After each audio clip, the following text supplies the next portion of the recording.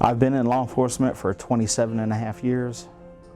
Initially, at the beginning, there was really no mental health training, how to deal with people with mental health, or, you know, if you started having issues, there was nothing, you know, no training about it.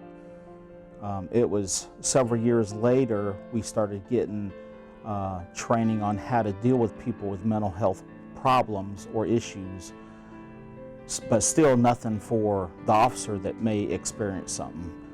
And then it was a few years after that, probably 5 to 10 years, and then we started getting peer counselors and training and incentive to, I guess, go seek help if needed. Oh, this is the second department that I've worked for in law enforcement. I've been in law enforcement since I came out of the academy, the last class of '93. So I've been in it about 23, 24 years. I've always done campus law enforcement. My first job that I had was working at a local hospital police department covering the region's only trauma center for 7 years, and saw a lot of good things happen in there and a whole lot of horrible things as well. And then I came here at this agency in May of 2002 and did really well here, was promoted several times before, I guess maybe about 4 years ago, things started to change for me for, you know, not for the better like they are now. 5 hospitals in Columbus, but this was the largest one, the Piedmont Medical Center now. It's the region's only trauma center. This is where we saw all of the shootings, everything that happened. If it was gang violence, car wrecks, anything, you know, we worked the emergency room, so I was seeing people come in mangled up that had suicides, everything, you know. I'm going in and I'm in the trauma room. They had people come in that had weapons on them, and I would walk in and I would see people with their heads blown off. I held a newborn baby one time 20 years ago. This is with me every day. I get up, I think about this child. There's been several, I think we counted over 10 times where I've had very stressful situations that impacted me, and there were some that still do, you know, today, recently, even after I've sought help and went to therapy. It's just, it stayed with me for so long that, you know, it's hard to not think about it. Even then, like 2 years later, I was still having nightmares about it, and I didn't know what to do or who to go to or even what to say, because I had a lot of officers around me in my chain of command who was very macho.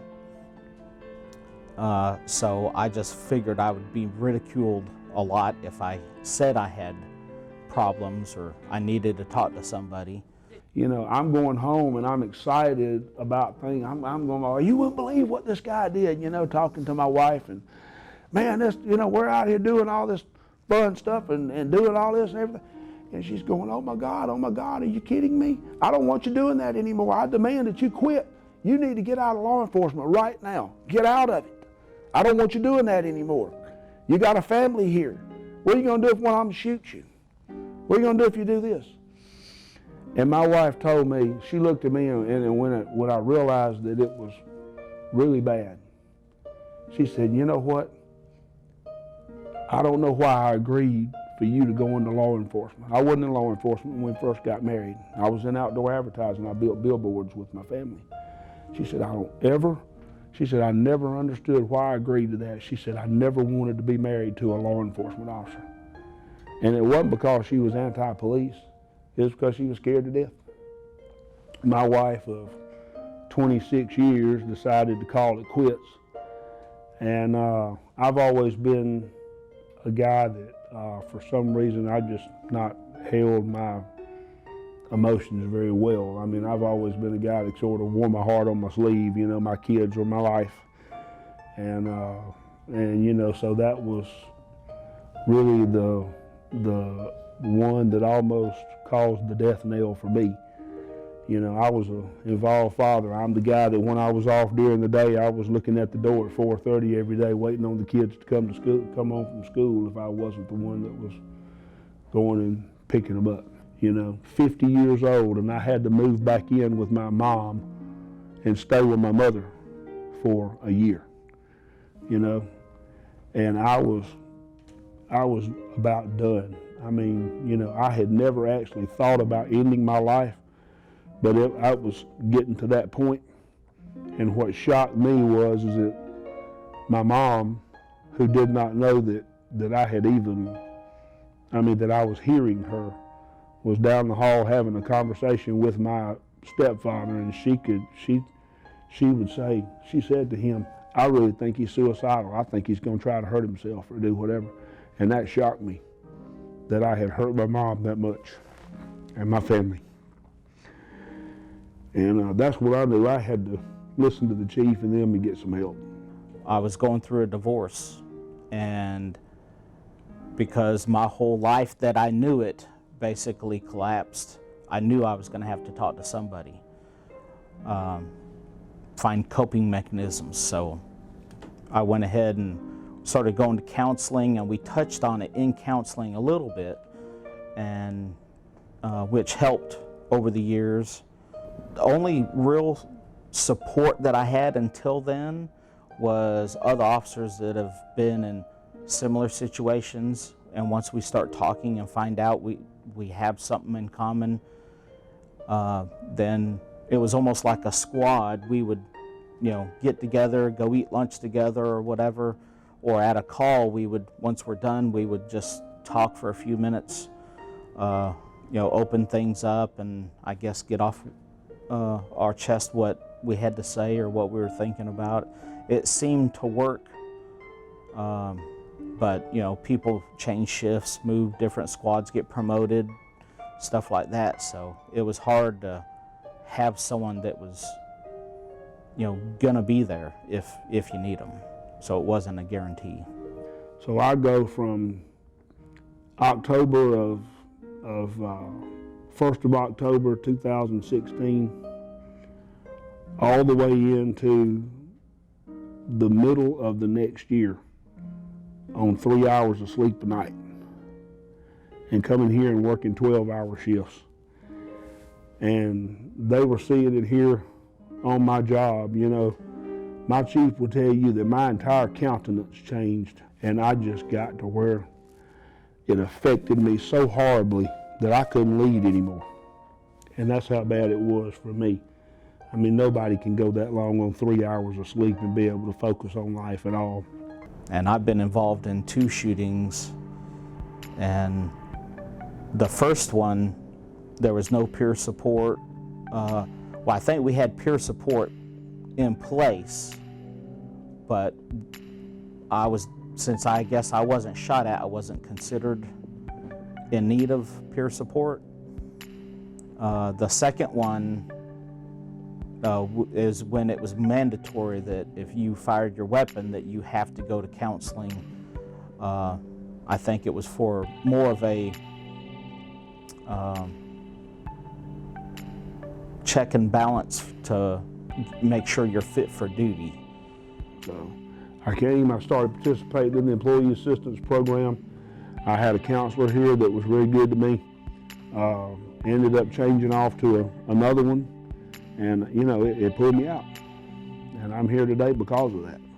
I can't remember exactly a specific incident that started peer support other than just incidents throughout the years of officers being shot at or shot or shooting somebody.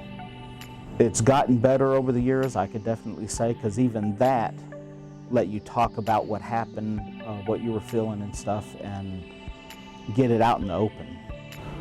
The best way to cope with Like I said, the stress that builds up in their minds from a critical incident is to talk.